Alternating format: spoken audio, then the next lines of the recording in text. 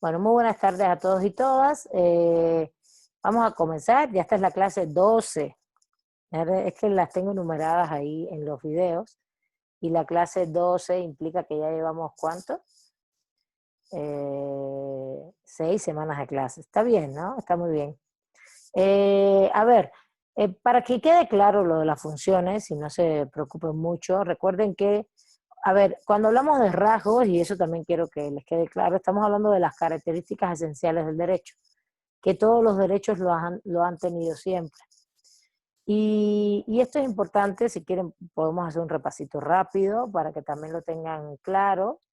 Y es muy importante que los rasgos, cuando tú piensas en rasgos, es como pensar en, el, en cuáles son los elementos más relevantes que el derecho, no los elementos, son sus características.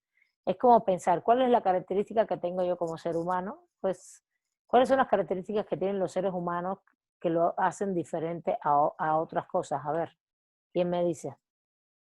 ¿Cuál es la característica que tenemos los seres humanos que nos hace El diferente? lenguaje y el raciocinio, el lenguaje.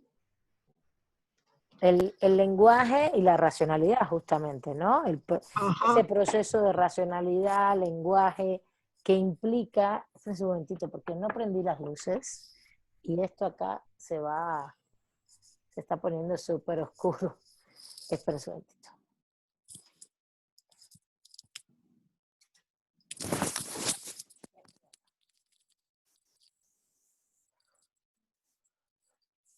A ver, es que con el cambio de horario ahora se oscurece más rápido. Eh, lo que nos hace diferentes es la racionalidad, ¿no? Y esa racionalidad implica lenguaje, como bien dice Josefina, pero también implica eh, creatividad, ¿no? Justamente es lo que nos hace diferentes a a otras especies vivas, ¿no? Entonces, cuando decimos características del derecho, rasgos, es lo mismo.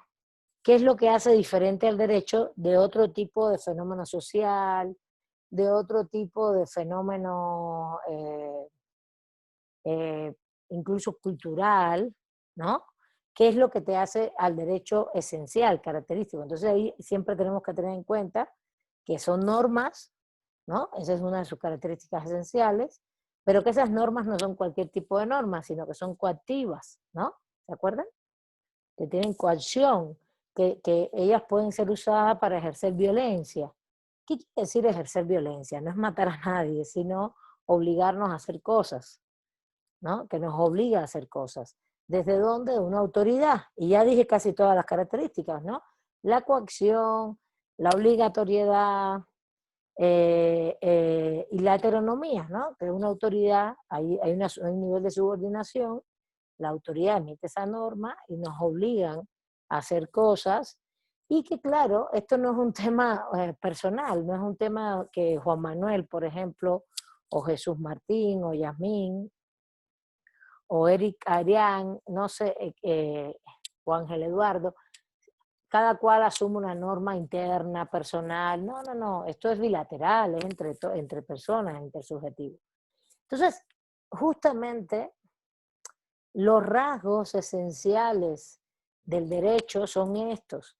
Y todo tipo de derecho, y ¿saben por qué estoy haciendo el repaso? Porque van a ver que esto, después vamos a pasar al pluralismo jurídico, y quiero que entiendan que el derecho no solo del Estado mexicano, sino también que el derecho de una comunidad indígena también es así. No, no es solamente el derecho del Estado mexicano. Y para entrar al pluralismo jurídico, por eso estoy repasándolo, y por eso incluso se los di antes. Antes daba primero el pluralismo jurídico, después daba los rasgos, y no, en este curso me di cuenta que era mejor hacerlo al revés, ¿no? Porque estos rasgos son universales para todos y todas. Todos y todos los derechos habidos y por haber desde el punto de vista histórico.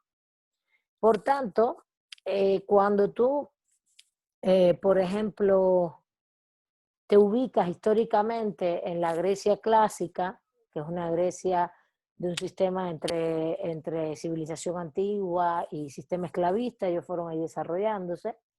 Pues el derecho era lo mismo. Eran normas jurídicas, claro, en este caso tenían cargas religiosas, cargas morales, está bien, todos los derechos tienen carga moral, todos, ya lo vimos también, que todos los derechos regulan valores, se fundan en temas morales, ¿no? Todos los sistemas jurídicos, cuando hablo de derechos, hablo de sistemas jurídicos, ¿no? Todos los sistemas jurídicos. Vamos a cambiar un poquito ahora el término, vamos a hablar de sistemas jurídicos, para que lo vean como un conjunto de normas en un espacio-tiempo determinado. ¿Están conmigo? ¿Van conmigo? ¿Sí? ¿Se entiende? ¿Sí? Bueno, entonces, los sistemas jurídicos, sean, por ejemplo, si vas a la Grecia, a esta Grecia clásica, pues es lo mismo. Pues son normas que son coactivas, que o nos obligan, un grupo de personas, que tienen un lenguaje imperativo, ese también, no lo habíamos dicho, que al final la obligación y la prohibición implica una imperatividad, que es bilateral y que es heterónomo, que hay una autoridad que lo emitió.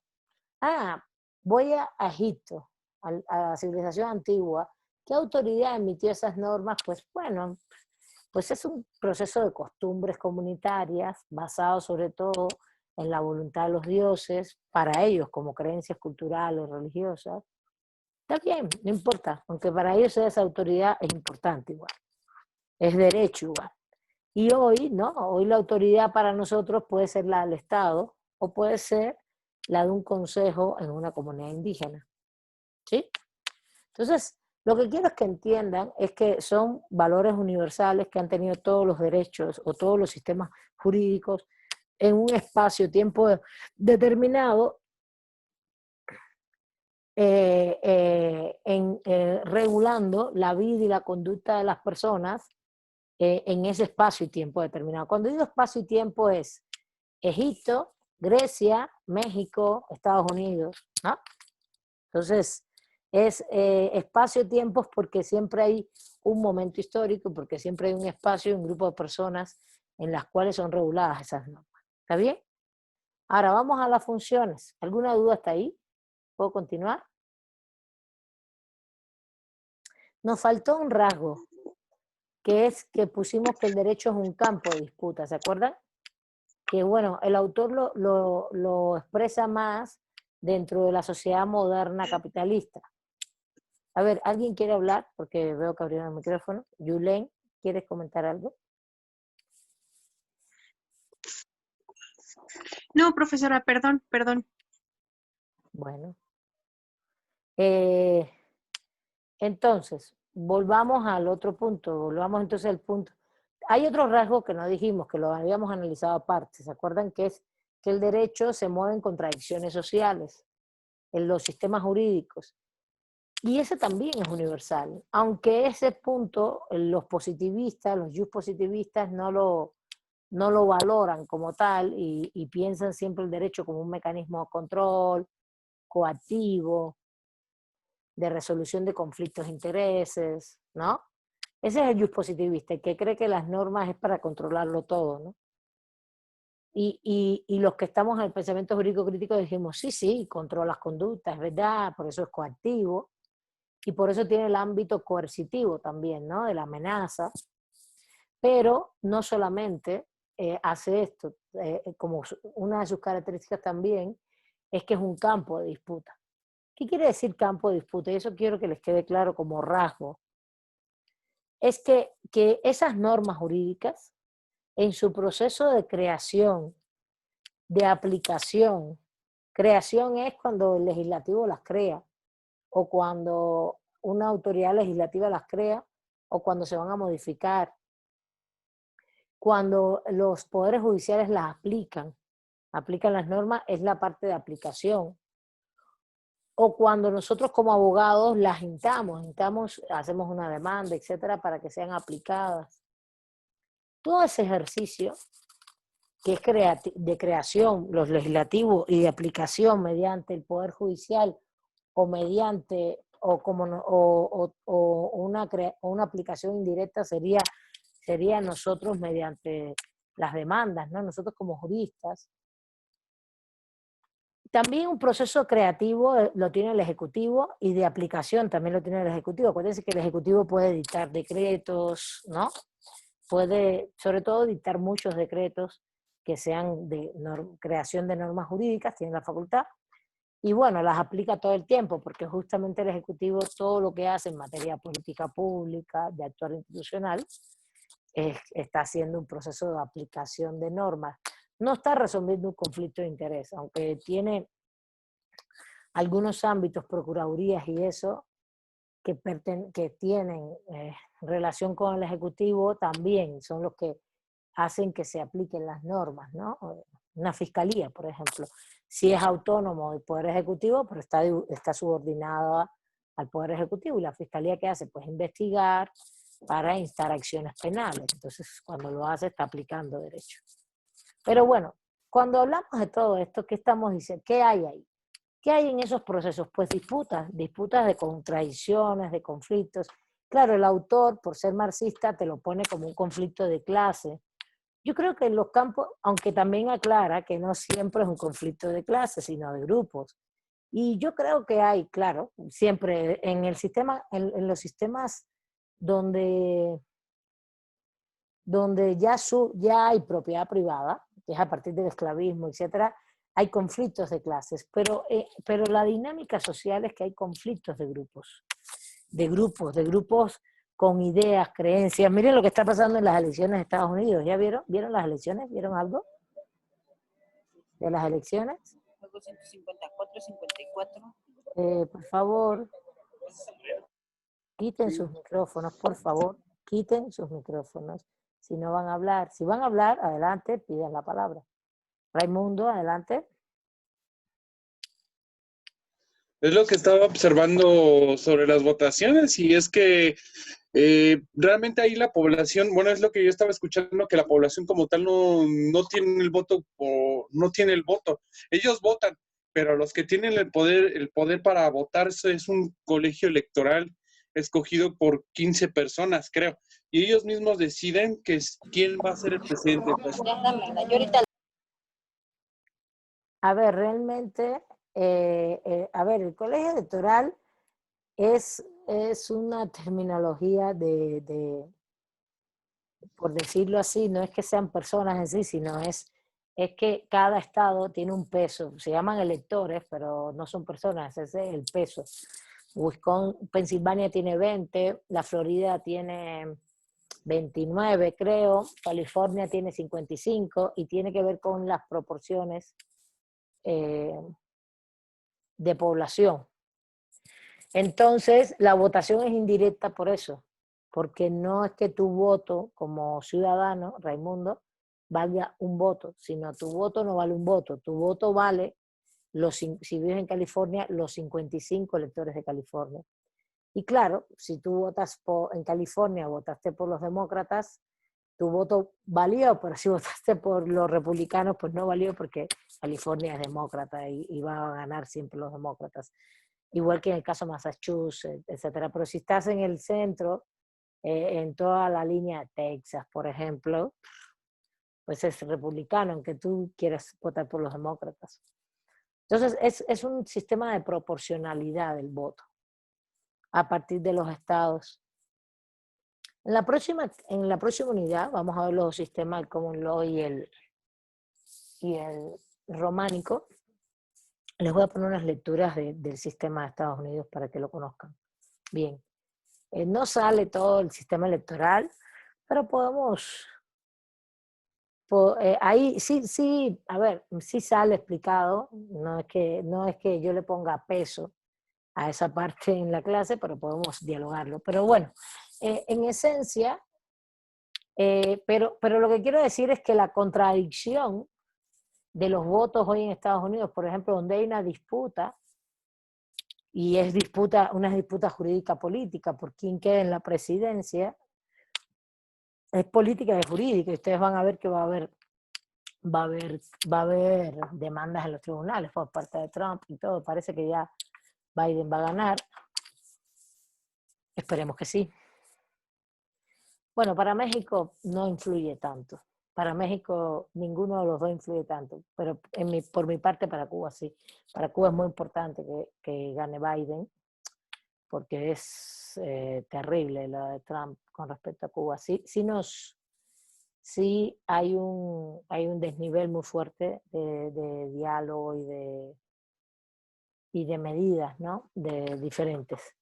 Entonces, volviendo al tema, lo que quiero es que entiendan que en la práctica ahí hay una disputa, y esa disputa no solo es de clases sociales.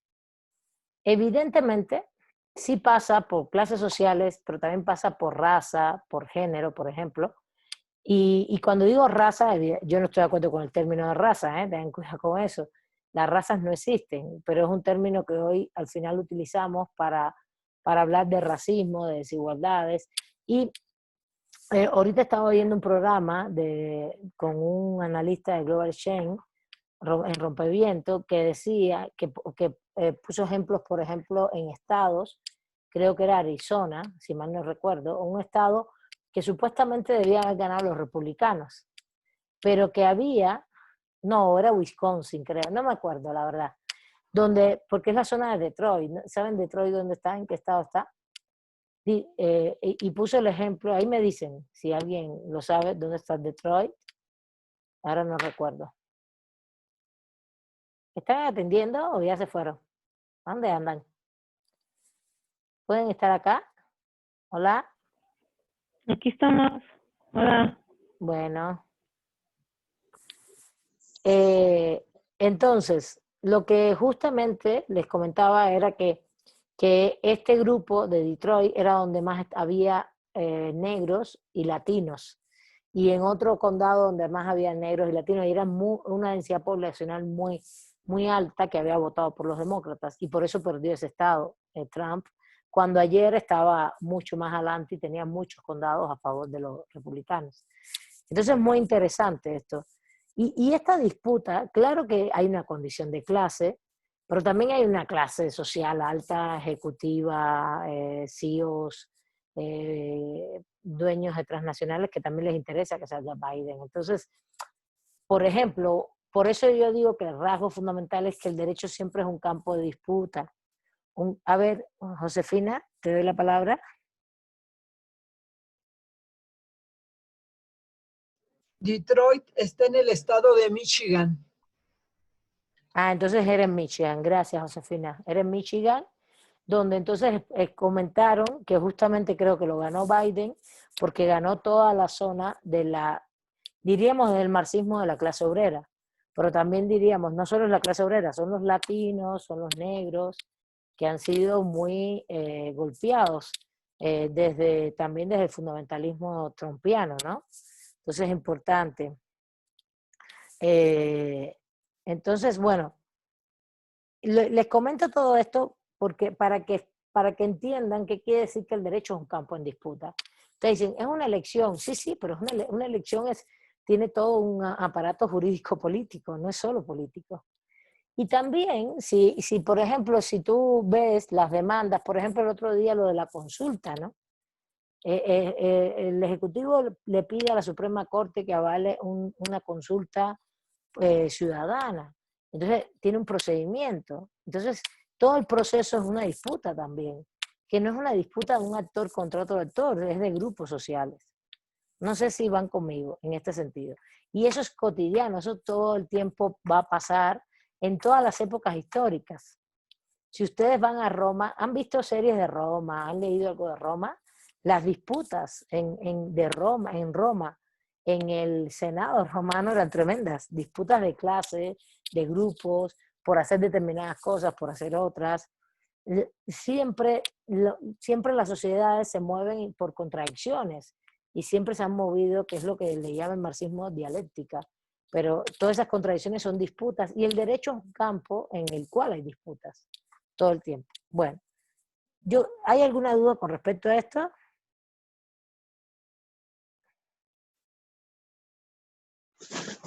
No, profesora. Bueno, No, profesora. No. vale. Entonces, ¿cuáles son las funciones? Vamos rápidamente allá, ya las vimos, pero las vamos a recordar. Ahora, las funciones son los fines, ¿para qué el derecho sirve? ¿No? Y entonces Juan Manuel creo que decía, bueno, la vimos muy rápido, vamos a ver rápido. A ver, Juan Manuel, las funciones también son principios o más bien postulados. Los rasgos son principios. Principio es como la esencia, la característica de los sistemas jurídicos son los rasgos y las funciones son los postulados. ¿Para qué sirve? ¿Hacia dónde va el derecho? ¿Qué función tiene? ¿Sí? Entonces, postulados es hacia dónde vas en filosofía, ¿no? Entonces dice, bueno, el derecho tiene una función integradora, los sistemas jurídicos, ¿no? Porque reprimen conductas, ordena socialmente la sociedad, ordena la sociedad, te dice cómo comportarte, ¿no? ¿Cómo te dice cómo comportarte? No desde el punto de vista moral. Te dice que no se puede matar, que no se puede violar, que no se puede robar, entonces te va diciendo, y no son mandamientos estos religiosos, porque te los pone como delito y hay una sanción, entonces ahí está la violencia también física, ¿no? Y lo que trata es no solamente de ir al tema de control-represión, sino de prever el conflicto, ¿no? Te ordena para prever los conflictos. Pero también tiene una función represiva, y esta es muy importante. Esta siempre está, que es la función de control, de reprimir conductas, te desalienta a hacer determinadas cosas y te reprime, te dice, no se puede hacer esto, y si lo haces te voy a dar una sanción, ¿no? Entonces su fin va a ser en este caso un fin represivo, también. Pero a la vez, ¿se acuerdan que me dijeron? Pero también es promocional, porque promueve conductas, porque no solamente está en el tema del control, sino también decir, bueno, vamos a respetar los derechos humanos, ¿no? Respetemos los derechos de las personas, de los demás, de los otros, de las otras, y en ese respeto, en ese diálogo, por ejemplo, de los derechos humanos, hay una promoción de conductas, ¿no? De valorar, y ahora hablo de valores, la vida, la integridad física, la decisión de las personas, si alguien, su identidad sexual, si las personas tienen una personalidad X, Y o Z, identidad sexogenérica, la que tengan, eso hay que respetarlo. Entonces los derechos humanos te promueven esto, ¿no? Si tienen un color el color de la piel es diferente al dominante, o sus formas de hablar, o su lenguaje, o su origen étnico, su origen nacional, su origen o sexogenérico, su identidad sexogenérica. Todo eso, somos todos diferentes en ese sentido, pues eso hay que respetarlo. Eso está en los derechos humanos. Entonces nos promueve conductas de cómo también comportarnos. Entonces fíjense, la función represiva y promocional van juntas a la mano. No solamente es un tema de reprimir, sino de promover conductas.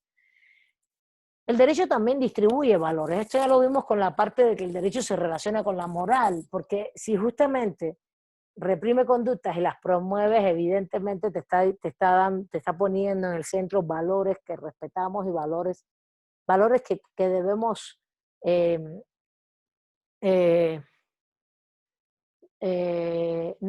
a ver, es como en positivo, ¿no? Los valores que siempre en positivo, como los valores que nosotros debemos respetar o lo que nosotros valoramos como bueno, en este caso. ¿Qué nosotros valoramos como bueno? Bueno, valoramos la vida, valoramos el respeto, valoramos tener una vida digna, con un salario digno, tenemos de tener derecho al ocio, vacaciones, de que nos respeten como personas individuales, pero también como colectivo, que podamos desarrollarnos, desenvolvernos, pero que otros valores también, valoramos participar políticamente, valoramos que el Estado cumple sus funciones y no haya corrupción, no haya impunidad, ¿no? Que no haya muertes, que no haya conflictos, todo eso lo vamos valorando y eso, el derecho, eso lo valoramos de una manera de que debemos organizarnos de tal manera y no de otra, para tomar decisiones, todo eso son valores que se fueron poniendo en las normas jurídicas de diferentes maneras. Hay cosas que podemos estar no de acuerdo, que no estar de acuerdo, de cómo se prevén las normas. Y hay cosas en las cuales funcionan mal, son dos ámbitos. Una cosa es que funcionen problemáticamente, que la función sea corrupta, impune, etcétera, institucionalmente, y otra cosa es que el diseño institucional esté mal hecho. Pero no obstante, el derecho te promueve los valores que tienes que respetar, el valor de la legalidad, ¿no? Respetar el derecho mismo, lo que ellos promueven. Y en este sentido, si te distribuye todos esos valores y si cada sociedad lo que hace es pensar y dialogar, tomar consenso o incluso tener disensos y usar el derecho para expresar sus disensos, pues ahí hay un proceso de valores, pero también de comportamientos, te orienta conductas, es lo que dijimos, te orienta comportamientos, esa es otra de las funciones, cómo debemos comportarnos. Y el otro punto de ahí es que nos educa, si hay distribución de valores, si te orienta comportamiento, hay educación. Hay una educación que implica, bueno, cómo debemos ser. Y también te da conocimientos, ¿no? Conocimientos, pero también de educación, de valores, de proyección de qué tipo de sociedad queremos. ¿Está bien? A ver, ¿hay alguna duda con respecto a esto? Estas son como las funciones. Me falta una que ahorita la voy a comentar. A ver, Raimundo y Josefina tienen la mano levantada. ¿Quién quiere comentar? No. Raimundo. Yo, profesora. Mire, yo, por ejemplo, ahorita que mencionaba mucho sobre los valores y valores, ética y todo eso referentemente, yo, bueno, le voy a contar como que una experiencia de mi parte, ¿no? Por ejemplo, yo trabajo en una empresa, en Walmart, ¿sí? En la operadora Walmart de aquí de Latinoamérica. Yo lo que yo veo son como que muchas contradicciones en sus éticas, ¿no? En su ética y en su cuestión. Por ejemplo, yo, por ejemplo, que soy estudiante, a ellos como que no les importa, ¿no? Porque ellos tienen una política de que tú que eres estudiante, yo te dejo seguir estudiando, ¿no? Mientras siempre y cuando tú manejes, digamos, tu trabajo sin problema alguno. Ahí, cuando yo, por ejemplo, yo les dije, pues es que la verdad, pues yo, si yo quiero tener mis clases y todo eso, a mí me dijeron, ¿sabes qué? No te voy a dar permiso para seguir estudiando, ¿no? Entonces ahí como que se contradicen. Entonces yo creo que ahorita que mencionaba sobre ese tipo de políticas y normas dentro de cualquier país, en cualquier empresa manejan mucho de ese tipo de políticas, pero casi son muy contradictorias a sus políticas, empresariales, ¿no? En el cual, pues, si tú eres estudiante, te rechazan, y si no eres estudiante, eres bienvenido. Entonces, son muy contradictorios entre ellos mismos. Es igual aquí en México. De hecho, es lo que yo veo todos los días en ese mismo lugar, ¿no? Porque si realmente valoras, porque ellos tienen como una política de ética y ellos casi no la respetan como tal, ¿no? Hacia sus empleados. Para sus clientes sí, pero para sus empleados no. Bueno, es mi punto de opinión y es un poco, a lo mejor me salió un poco del tema. Bueno, Pero creo que es casi lo... no es lo mismo. El derecho no funciona. A ver, las empresas tienen que respetar el derecho del Estado, ¿no? Y claro, ellas tienen que respetar los valores que están incluidos en ese sistema jurídico, ¿no? Pero justamente el derecho también, las normas jurídicas se han modificado mucho. Entonces, ellos también tienen líneas éticas de cómo, por ejemplo, aceptar o no aceptar trabajadores. Eso es muy complicado, en el sentido de si podemos desde el sistema jurídico discutir cómo una política, las políticas laborales de las empresas, sí lo podemos hacer, ¿no? Primero tienen que cumplir todos los derechos laborales. Y segundo, pero también es cumplir una política laboral, que ahí es a quienes aceptan, a quienes no aceptan, ¿entiendes? Entonces, por ejemplo, si no aceptan a alguien específico por no ser estudiante, creo que fue lo que te entendí, o algo así, pues prefieren que sean estudiantes porque a lo mejor ellos consideran que los estudiantes son más jóvenes, rinden mejor, tienen más compromiso laboral porque tienen tiempo, no sé, hay una serie de factores. Es lo mismo que cuando las empresas no aceptan embarazadas. Eso es discriminatorio. Y eso se puede exigir mediante el derecho. Entonces, depende. Yo creo que el tema de los valores está en todos los lugares. Cuando hablamos de valores en las normas jurídicas, hablamos de todo lo que se ha registrado dentro de ellas como valores, que debe ser respetado por todos y todas. Es un tema de generalidad. El derecho es para todos y todos en un espacio de territorio determinado, ¿no? Y una política interna de una empresa no es para todos y todos, es solo para una empresa. Esa es la diferencia. Es una diferencia muy grande y además, muy importante, donde la empresa tiene que respetar es el derecho en donde está ubicada el Estado, evidentemente. Entonces, se supone que sus proyecciones éticas estén vinculadas y sus líneas éticas o sus manuales, ¿no?, de ética, etcétera, estén vinculados al sistema jurídico donde están ubicadas. Pero bueno, volvemos al punto. ¿Cuál es la otra función que nos falta? La otra función que nos falta, que hemos dicho, es que los sistemas jurídicos legitiman los poderes públicos. Recuérdense que los sistemas jurídicos no solo nos hacen, nos dicen lo que nosotros no podemos hacer. Recuerden el principio, ¿no? El principio es que las personas hacemos todo lo que queremos, excepto lo que se nos prohíbe en el sistema jurídico. Y las instituciones hacen todo lo que el sistema jurídico prevé que deben hacer, sus facultades. Ninguna institución puede hacer más de lo que sus facultades dicen. Y las personas podemos hacer todo siempre y cuando no hagamos no tengamos una conducta que esté prohibida. ¿Sí lo entienden? ¿Entienden los dos principios? Los estoy diciendo hace ya como 2 semanas ese principio. Es el principio esencial de los sistemas jurídicos. De hecho, ese principio está en todos los sistemas jurídicos, ¿es? Y tiene que ver hoy justamente con que incluso ese principio tiene demarcación territorial hoy. Es decir, si estás en México, las personas hacemos todo lo que queremos siempre y cuando no esté prohibido. Pero puede ser que en México haya algo prohibido que no esté prohibido en California. Entonces, si te vas a California, puedes hacer todo lo que no esté prohibido. Pero si te vas a La Habana, puedes hacer todo lo que no esté prohibido. Y regularmente esas prohibiciones cambian. Por tanto, no solo tú no vas a hacer todo lo que no está prohibido, sino además tienes que ubicarte en qué territorio estás. ¿Se entiende eso? Ese es un principio importante de funcionamiento. Tú no puedes ir a... Sí. Exacto, tú dices, bueno, en México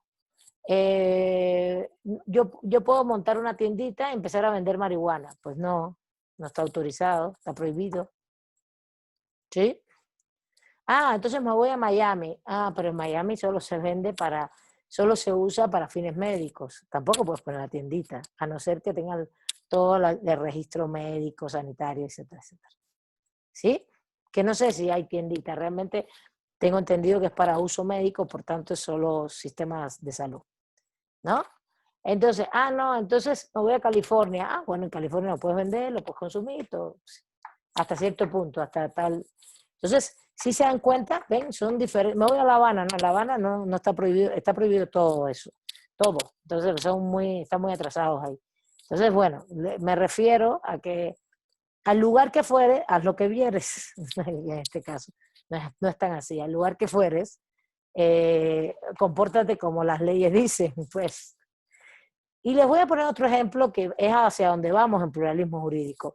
Si tú vas a las juntas, a las comunidades zapatistas, está prohibido beber alcohol. No puedes beber alcohol dentro de las comunidades zapatistas, está prohibido. Desde que son juntas de buen gobierno, desde que son comunidades autónomas, siempre lo han sido, pero desde que se declararon como tal, ahí hubo un proceso no solo de reconocimiento desde afuera, sino interno, de nosotros somos comunidades zapatistas y somos diferentes al Estado mexicano. Somos autónomas. Las comunidades zapatistas, adentro, no puedes beber alcohol. Está prohibido. A ver, Jacqueline. Bueno, le iba a comentar un poco sobre esto, que, bueno, referente a que en las comunidades zapatistas se prohíbe el alcohol dentro de las comunidades autónomas, es referente a que hay un alto índice de alcoholismo tanto en mujeres como hombres, adolescentes, y por eso se prohíbe, aunque todavía en algunas comunidades sí es muy permitido tomar alcohol, pero en estas comunidades que ya son aliados con los zapatistas sí está totalmente prohibido, ni en las tiendas ni en ningún lugar está permitido. A ver, eso no quiere decir que tú vas a la cabecera municipal del estado, que no es parte de la comunidad, o te vas a otra comunidad al lado, que es Oxil y no es zapatista, y hay alcohol, sí, claro que hay alcohol, ¿no? Porque México pues, no tiene prohibido el consumo de alcohol ni la venta, a no ser que lo hagan restrictivamente. Por ejemplo, acá en Coyoacán, viernes, sábado y domingo no se vende alcohol, está prohibido, porque también ahí hay competencias, depende del municipio, el estado, a nivel federal. Todo el tema de la pandemia han prohibido vender alcohol viernes, sábado y domingo en Coyoacán. Claro, yo vivo aquí, me lanzo por Miguel Ángel hasta Insurgentes, está ahí y ahí hay otra tienda, y ya estoy en la Benito Juárez y ahí está abierta.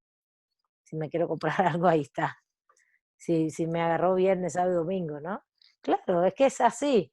Pero bueno, sí es importante que esto se tenga en cuenta, porque si tú vas a una comunidad zapatista y llevas alcohol, te van a votar, te van a expulsar, no te van a meter preso, ellos no tienen esa lógica, sino te van a expulsar de la comunidad y no vas a poder entrar.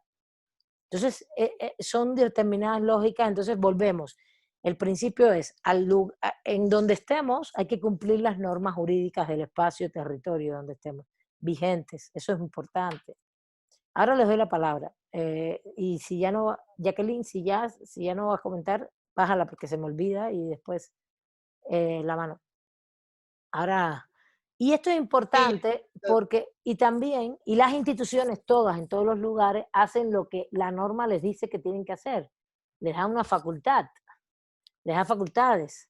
Les dicen, tú estás acá, tu institución, el consejo de la comunidad, el consejo indígena de la comunidad, o el poder ejecutivo, el poder judicial, el poder legislativo, los tribunales tales, la secretaría de no sé qué, tiene funciones. ¿Eso qué quiere decir? Que el derecho le da un orden a todo el sistema institucional.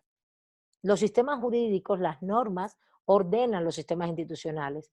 Y entonces en ese orden, cuando las instituciones hacen sus funciones, sea a nivel de un Estado, de la Federación, del Estado, de un municipio o de un consejo indígena, esas funciones están legitimadas. Ellos las pueden. ¿Qué quiere decir? Que entonces que el derecho legitima, ahí lo dice, es una de las funciones, legitima el poder, el público, porque justamente lo legitima, porque justamente les da funciones, y si las cumplen, tú no puedes decir que no lo pueden hacer. Al revés, es lo que pueden hacer, es lo que tienen que hacer.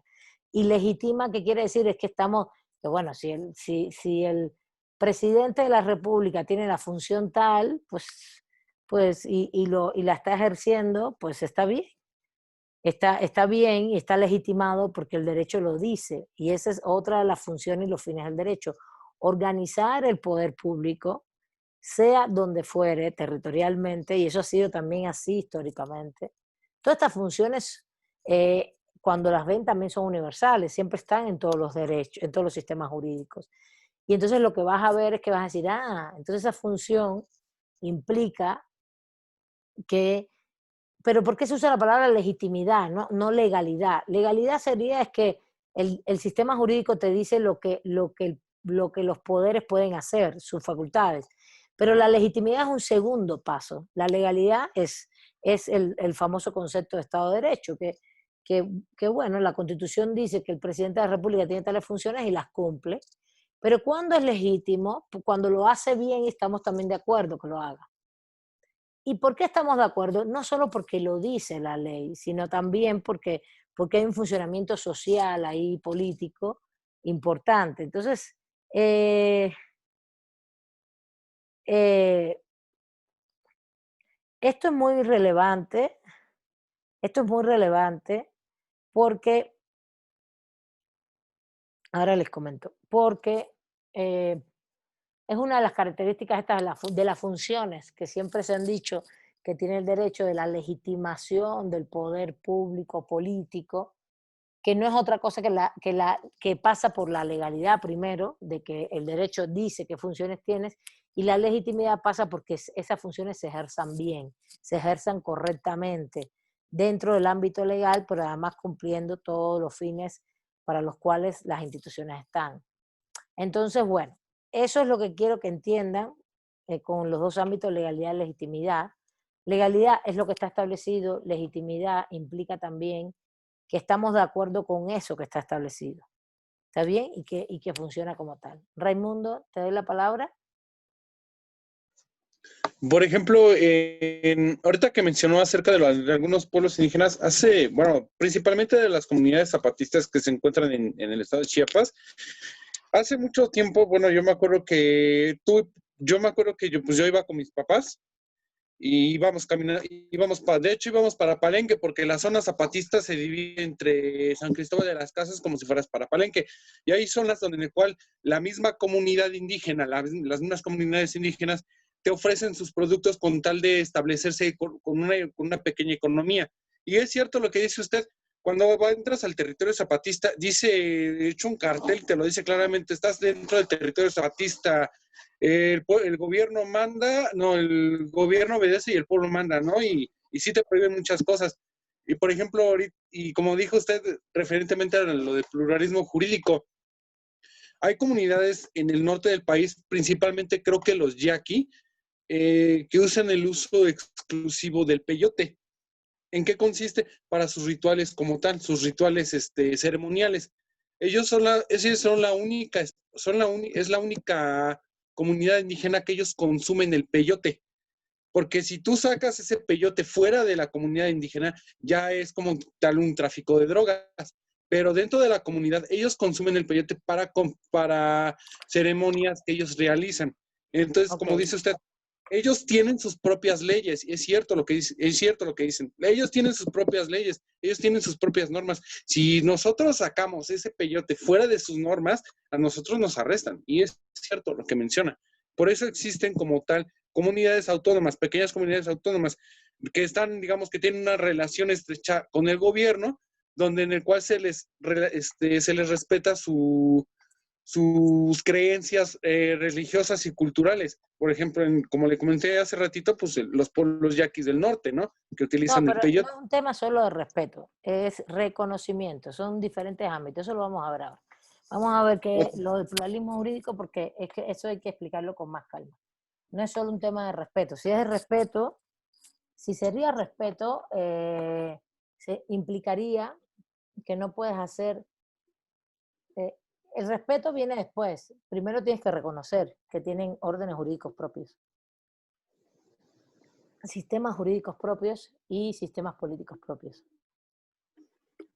Entonces, allá vamos para allá. Bueno, vamos ya, ¿alguna duda hasta aquí de funciones y fines? No, Y ninguna. de rasgos. Bueno, vamos al tercer tema, al último tema de esta unidad. El último tema de esta unidad implica justamente que todos estos rasgos y funciones, y vamos hacia allá, están ubicados en todos los sistemas jurídicos históricamente. Es lo que he dicho y he repetido muchas veces. Lo que pasa es que se expresan de manera diferente, ¿no? Se expresan de manera diferente e incluso el funcionamiento de lo jurídico también se ha expresado históricamente de manera diferente. No es lo mismo Egipto en la civilización antigua, en el año 4000, 3000 antes de nuestra era, al México hoy. O no es lo mismo, por ejemplo, el México del siglo XVIII, XVI, XVII, XVIII, que el México actual, no es lo mismo. ¿No? Siempre tenemos que estar ubicados, tenemos que tener el factor histórico ubicado como un elemento fundamental del funcionamiento de los sistemas jurídicos y de sus espacios territoriales. Incluso no es lo mismo el siglo XVI de la Nueva España, que es México, y el siglo XVI de lo que eran los territorios que después fueron Francia, ¿no? Que bueno, ya en el siglo XVI, XVII, XVIII, ellos se reconocían un poco como Francia ya, pero no como identidad total, eran espacios diferenciados, pero ya no se habían unido con identidad total, pero sí se reconocían como Francia. Pero la parte norte ya tenía que ver con otros espacios, de germánicos, austrohúngaros, etcétera, hasta que se unieron definitivamente todos. Pero bueno, ni la España era completamente España, todo lo que hoy se conoce como España, ni mucho menos. Era el reino español, pero no era todo, era una gran parte con asociaciones políticas con lo que era Aragón. Aragón y Castilla se unieron como reino español, pero había asociaciones políticas con Cataluña, con los vascos, hasta que se hicieron el Estado español de manera completa. Pero bueno, volviendo al punto, ¿qué me interesa? Que entiendan que cuando nosotros hablamos de sistemas jurídicos no estamos siempre pensando en el Estado, ni en los Estados-naciones, sino que estamos pensando que hay derechos y órdenes normativos en espacios determinados,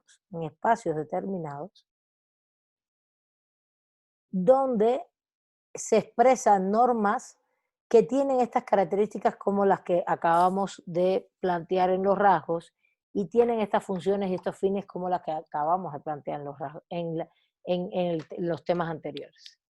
¿Se entiende? En este sentido, incluso pensando hoy, dejemos la historia a un lado, pensando en cómo se comporta hoy el mundo, asumimos el concepto de que no existe solamente el derecho vinculado, los sistemas jurídicos vinculados a los estados, sino que hay más que esto. Hay un sistema jurídico vinculado al Estado, que en este caso se llama el Estado-Nación, que en este caso es el Estado-Nación mexicano, o el Estado-Nación de Estados Unidos de América, o el Estado-Nación de Cuba, o el Estado-Nación de Guatemala, o el Estado, digo nación para darle un concepto cultural histórico que tendría que ver con el Estado moderno, una fase del Estado moderno.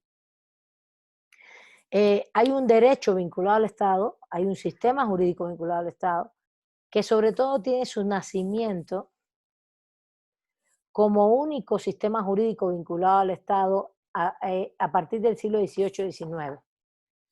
Es cuando surge toda esa concepción de que los estados crean su propio derecho, ¿no? Estado y derecho no solo van de la mano, sino que crean su propio derecho, ¿no? ¿Sí van conmigo? ¿Sí van entendiendo? Pero esa concepción es una concepción que está muy asociada al desarrollo del capitalismo en esa época, al desarrollo en el siglo XVIII y XIX, aquel capitalismo se había vuelto un capitalismo industrial y se había desarrollado mucho y necesitaba un Estado y un derecho no solo bastante unidos, sino vinculados, y un solo Estado y un solo derecho que pudiera regular las relaciones sociales. Y cuando hablo de relaciones sociales, aquí estoy hablando de las relaciones económicas del capital. Acuérdense que el capital es una relación social. Es una relación social que es la relación económica fundamental en la cual estamos viviendo y lo vieron en la primera unidad. Acuérdense que la relación por excelencia es la relación laboral que se basa en las relaciones sociales del capital. Desde hace 500 años estamos en el capitalismo en diferentes fases y ahora estamos y seguimos en ella, ¿no? Por tanto, el capitalismo finales del 18, principios del 19, espero que me estén atendiendo bien, ¿no? ¿Están aquí todos y todas? ¿O ya se me durmieron? Bueno. No, maestra, aquí estamos. Bueno, en el capitalismo finales del 18, principios del 19, se desarrolló el capitalismo industrial y justo esa relación económica, esa relación social fundamental, necesitaba un solo Estado y un solo derecho en los espacios territoriales. Por eso surge el concepto famoso de Estado-Nación. Fíjense, eso es un concepto, los Estados-naciones no existían.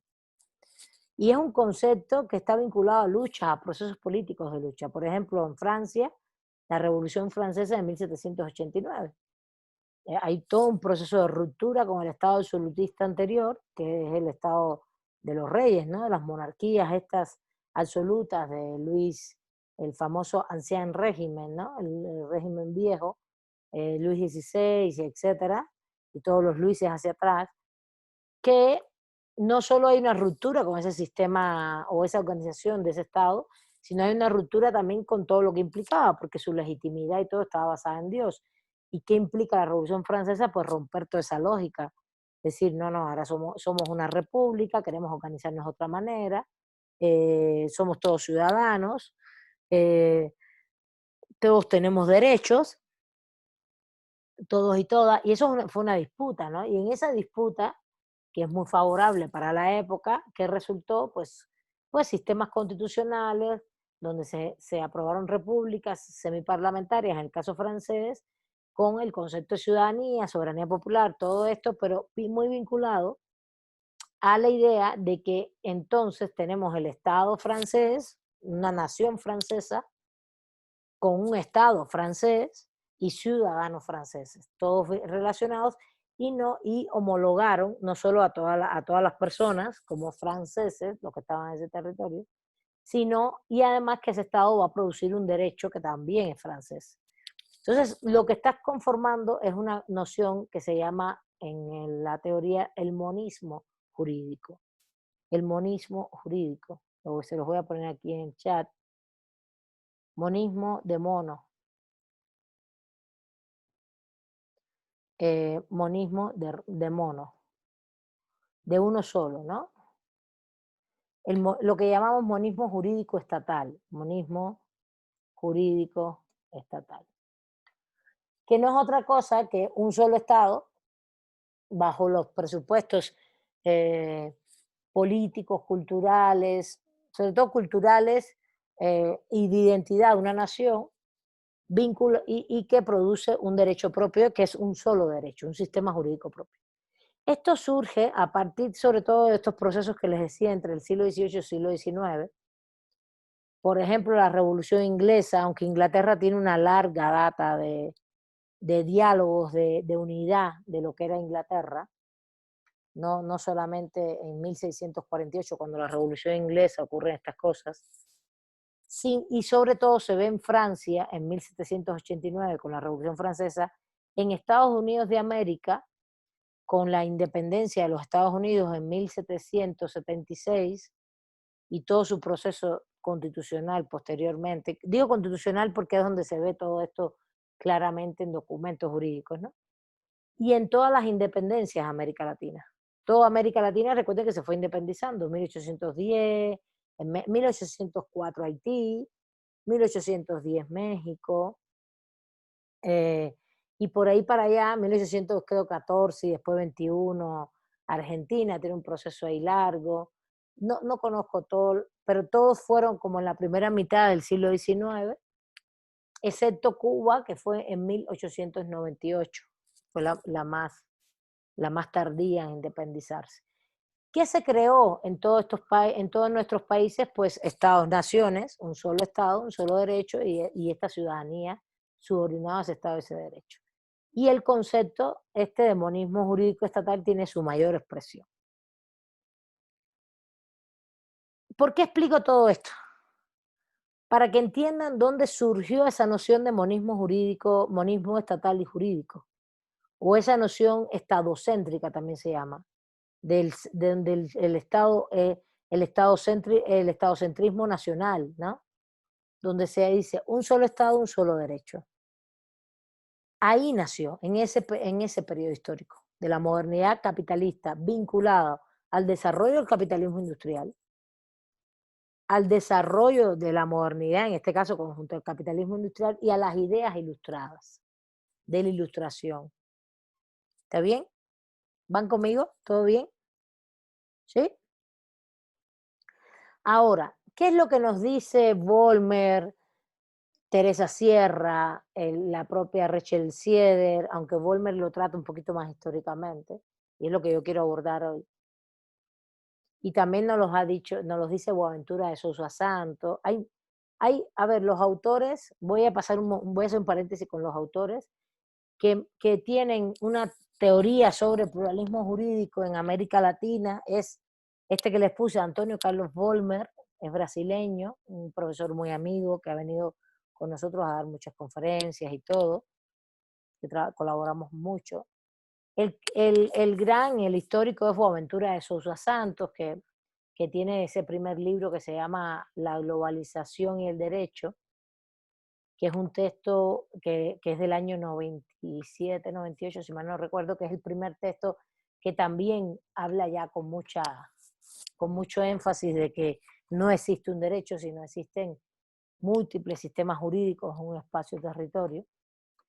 Y Vollmer tiene un libro muy importante sobre esto, que tiene varias versiones, ha sido traducido al español, a varios idiomas, al portugués, y también toda la sociología y la antropología anglosajona, gringa y anglosajona de Inglaterra, tienen bastante sobre esto. Otro de los autores es justamente desde el libro que ustedes están leyendo, este capítulo de Vollmer, donde está autores como Mauricio García Villegas, César Rodríguez Garavito, que trabajan todo este tema del pluralismo jurídico, pero sobre todo, para que lo entiendan, por ejemplo, Teresa Sierra, Rachel Siederson. Rachel es politóloga, Teresa es antropóloga, trabaja en el CIESAS, el Centro de Investigaciones de Estudios Sociales Antropológicos, si mal no recuerdo. Hay varias instituciones en todo el país, sobre todo en Oaxaca, en Chiapas y aquí en la ciudad, donde hay toda una tendencia de la antropología, de la sociología y también de la teoría, yo trabajo teoría del derecho, no solo de explicar este fenómeno, sino de reconocerlo, donde partimos el primer presupuesto. Nunca ha habido en un espacio-territorio una sola y única forma normativa, un solo sistema jurídico. Esto nunca ha existido. Ese es el primer presupuesto. Siempre ha habido diferentes sistemas jurídicos en los mismos espacios territorios. ¿Sí van conmigo? ¿Me entienden? ¿Sí? Sí, profesora. ¿Alguna duda hasta aquí?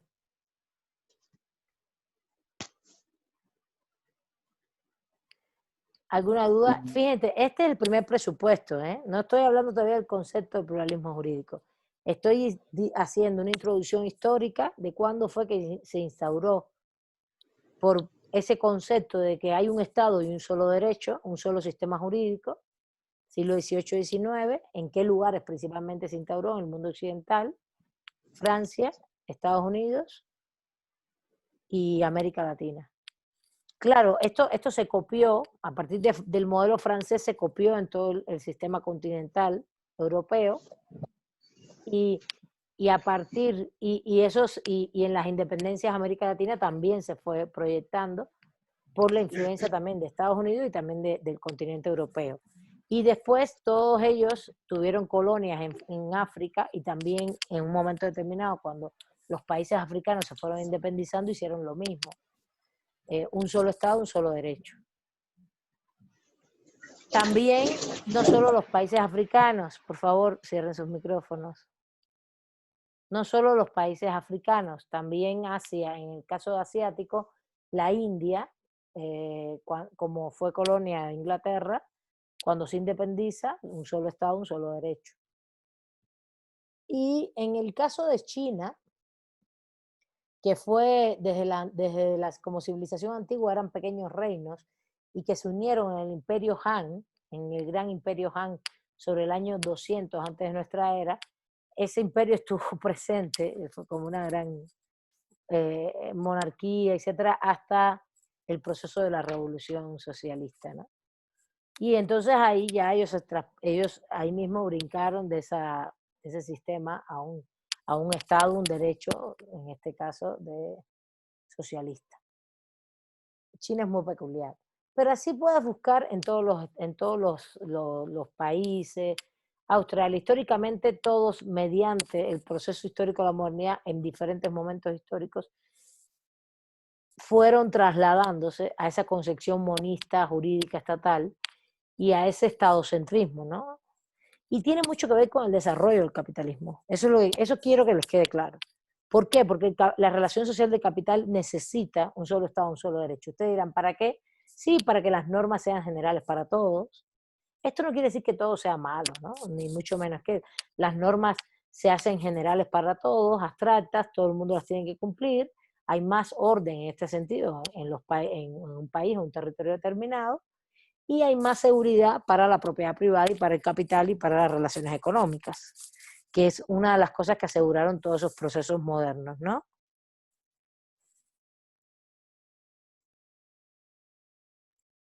¿Sí? ¿Sí entienden esto que estoy comentando? Sí, ¿no? Entonces, ese es el primer presupuesto, el histórico.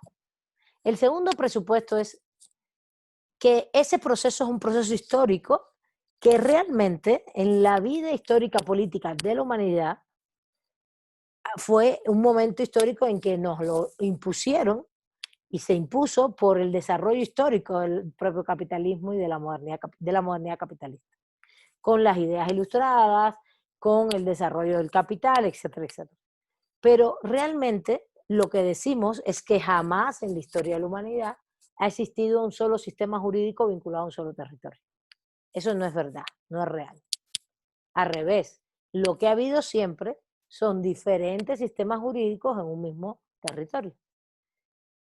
Porque los sistemas jurídicos, y estoy hablando de sistemas ya pensando siempre en ese grupo de normas que rigen a un grupo de personas en un espacio-tiempo determinado, los sistemas jurídicos y el derecho es un fenómeno no solo histórico, pero muy vinculado a las costumbres y a las relaciones sociales de un espacio-tiempo determinado. Y, por ejemplo, lo que pasó en el siglo XIX, en el siglo XVIII y XIX en Francia, no tiene nada que ver, el ser francés o el ser mexicano en el siglo XIX es una construcción, no es real. Dígame si los mayas, los compañeros mayas, las personas mayas de origen maya que vivían al sur de lo que hoy es México, justamente en la frontera con Guatemala, los mayas mexicanos y los mayas guatemaltecos son diferentes. No, todos ellos eran mayas. Iguales. Claro, todos eran mayas. Diga, adelante. Eran civilizaciones igualitarias. De hecho, eran lo mismo mayas con los mayas de Yucatán y mayas de Guatemala y Belice, ¿no? Son los mismos, nada más la única diferencia es que eran pueblos diferentes como tal, pero siempre se llamaban como tal mayas, una civilización como tal. Sí, pero incluso pero puede eran ser, diferentes. yo no he estudiado a los grupos, pero estoy segura que las fronteras son ficticias, que las fronteras se establecieron por incluso condiciones geográficas, ¿no? Y esto llena la humanidad de grupos poblacionales donde una frontera estatal te lo divide en dos. No pasa en Cuba porque es una isla, por ejemplo, pero el propio Estados Unidos no tiene mucho que ver ahora no, porque es muy cosmopolita ya el mundo y todo se ha globalizado, todo está muy globalizado con el propio capitalismo, entonces hay la información es como que todos más o menos sabemos todo lo que hay en todo el mundo, en todos lados, no es que no hay una gran diferencia, tú vas a una plaza comercial en Estados Unidos es igual que las de aquí, es igual que en toda América Latina, es igual que puedes verla en algún lugar que otro de Europa, no en las grandes ciudades, pero más o menos sí también, pues en Barcelona, en Madrid, pues tienen esos súper, ¿cómo se llama? La marca esta que es, me acuerdo que es viejísima y siempre han tenido la tienda esta como en Estados Unidos es Macy's, y como aquí puede ser, no sé. Palacio de Hierro. Sí, como aquí puede ser Palacio de Hierro, Liverpool o Sears. Ellos tienen, ¿cómo se llama esta tienda? A ver si me acuerdo. En Madrid, en Barcelona hay una, es un edificio de 7 pisos, 8 pisos, que también tiene toda su marca de ropa, etcétera, etcétera, no me acuerdo ahora.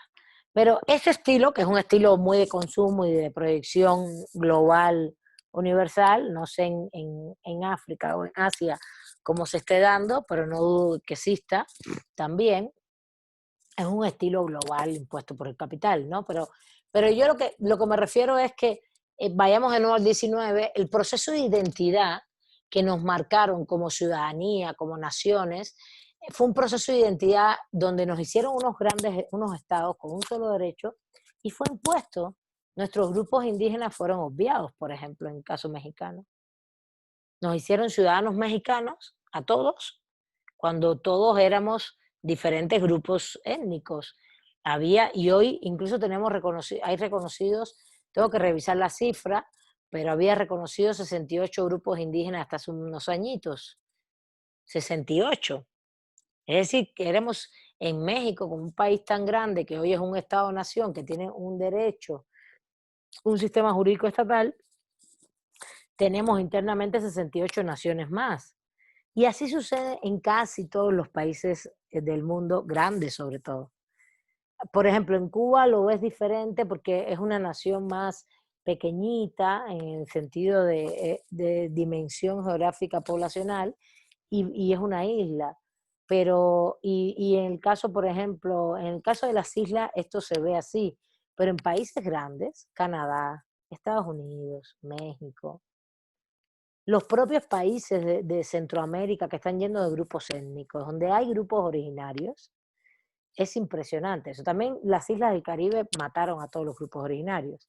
Murieron en la conquista, pero murieron en 3 años, no es que los mataron, no, murieron de enfermedades, era muy poca población y de la explotación colonial, ¿no? Y se extinguieron, realmente no quedaron muchos, o no quedaron casi ninguno, quedaron muy poquitos. Y realmente lo que pasó fue que por eso traen esclavos. Entonces la mezcla entre esclavos, la colonización española, esclavos y en Cuba, por ejemplo, hay algunas zonas donde llegaron algunos franceses para allá, para la zona de Camagüey y estadounidenses, también desde Estados Unidos anglos, y para la isla de la Juventud. Y en el siglo XIX, en la segunda mitad, llegaron como 150.000 chinos y había 600.000 habitantes. Es decir, es una población muy mezclada y de mezclas autóctonas, ¿no? De mezclas, disculpen, migrantes, que hace un grupo heterogéneo en estos momentos, que es lo cubano, pero que no tiene nada que ver con nuestra población originaria, que es de otro tipo, que era de otro tipo. Se ve un poquito en el oriente de Cuba, se ve un poquito rasgos originarios de personas, de una mezcla entre los negros, los blancos, españoles, y algún que otro origen, grupos originarios indígenas, aborígenes nuestros. Es una mezcla, se le ve en los fenotipos, pero no es que haya así una cultura que tú digas, no, aquí se hacía tal cosa.